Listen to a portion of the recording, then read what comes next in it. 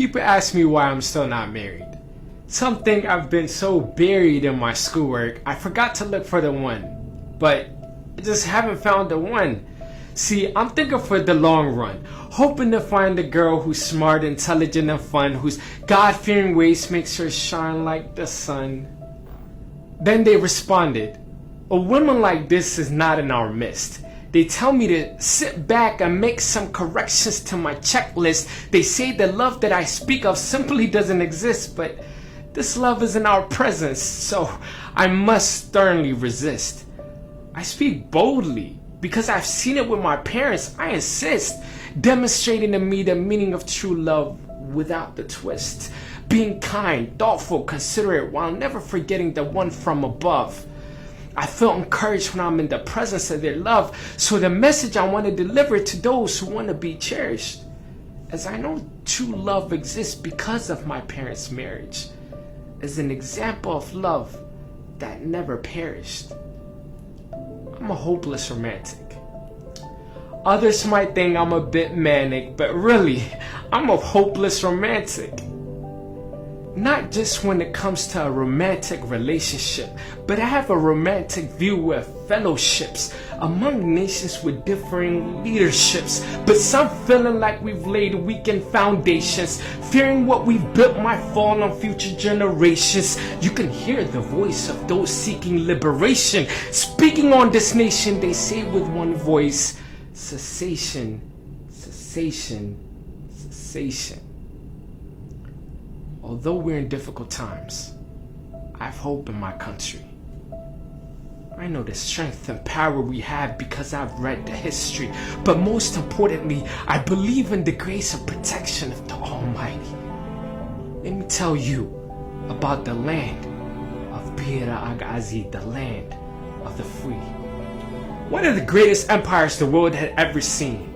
Even the Bible gives the tale of the Ethiopian queen who said they have traveled to Jerusalem to be with the king.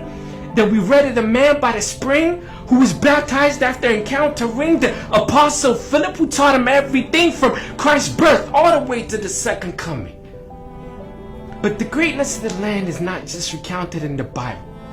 Despite attempts at claiming we're still worshiping idols, mostly by, outside forces, we found credible sources which show Christianity was spreading near the city of Adulis, a port widely known as the center of commerce. And people from across the world came to this place. Of course, some came for trade, but others were intrigued by the country's grace. The people were extremely creative. Take, for example, the language of the native.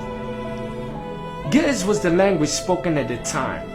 Wishing to have the writing system refined, they merged the vowels and the consonants and started to write down their history for future generations to crown. Now, you may not agree, but this was an invention very few could foresee, wherein many didn't even know how to read, let alone write. And said the scriptures, they had to memorize and recite. But our forefathers, their ways weren't flawed. To future generation, they wrote about God. In fact, scholars being intrigued from across the seas, Giz is currently being taught in many universities because others have recognized our greatness for several centuries. How is it then? This land that was once great is on the brink of falling apart. Well, here's when there's a twist to the plot. See, years ago, foreigners came wishing to conquer the land. They came from faraway lands, but they were trying to expand, holding a Bible in one and the gun with the other hand. As you could probably guess, most of them were white. I know it's not right, nor is it the space or place, but we all must face they were looking down on the black race. And yet they feared the country's strength. Having studied the people in length, they divided us ethnically, religiously, linguistically, without shame. Divide and conquer became the name of the game, but each time we played, we could never claim victory in our own country. We lost our history and got stuck in the game of misery and thought we were winning points by causing injury, and through it all, they sat and laughed, those living in Italy. The sad part is, this is still our reality. I fear we've given our attention to those seeking to cause tension. Since they didn't want to see us united, they began to spur lines to ensure we were misguided. They provided false tales to see to it we collided. Having been ignited, some decided to be just one-sided, and sure enough, we became divided. But if you do the math, divisions are not fruitful seeds. Some will agree, nothing good came from these actions and deeds, left in counting countless people who died on the streets as our motherland bleeds. And we all became losers if we calculate the mean. Instead of being kind, we all became mean. And yet we ask God, what does this all mean? It's important to speak with honesty. Remember when we heard George Floyd's cries and actions lacked sanity? How we flooded the streets feeling mortified, intent on making sure we testify, our voices amplified about the sanctity of life while remaining unified. But as our emotions continue to intensify, not knowing what to do, we looked to the sky with one hand held up high. We screamed, "Black Lives Matter!" Only to soon turn and celebrate the killing of our own brother. Simply because the others told us to look at him as the other. And even though he was our neighbor, we tended to hear those who lived further away, that is. So why bother? What happened to humanity? What happened to sanctity? Why place so much emphasis on ethnicity? You can learn about what matters by looking around. The seed, although bears fruit, is meant to be buried in the ground.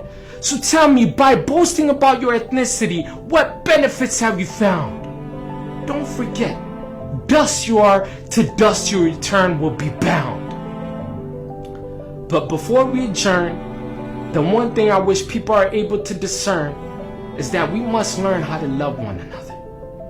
Like two couples standing before the altar on their wedding day, taking vows while becoming lovers, we must recognize we're sisters and brothers, and we must stop killing each other.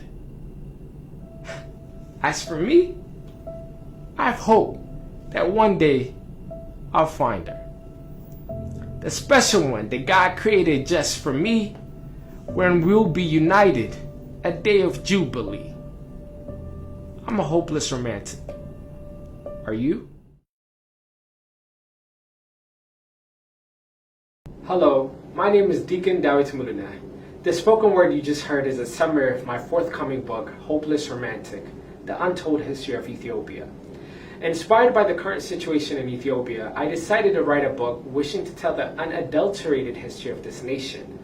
Also, as a PhD student in Ethiopic and Arabic studies, I had the opportunity to learn a great deal about our history and decided to share with you what I've learned. Through the metaphorical lens of the love that exists in a marriage, I surveyed major historical events, and in doing so, I also uncovered troubling findings of foreign actors who played and are playing a major role in the division taking place in our country. I believe this story needs to be told, but I need your help in telling it. The cost of editing and publishing the book is too much to bear for one person, especially as a student.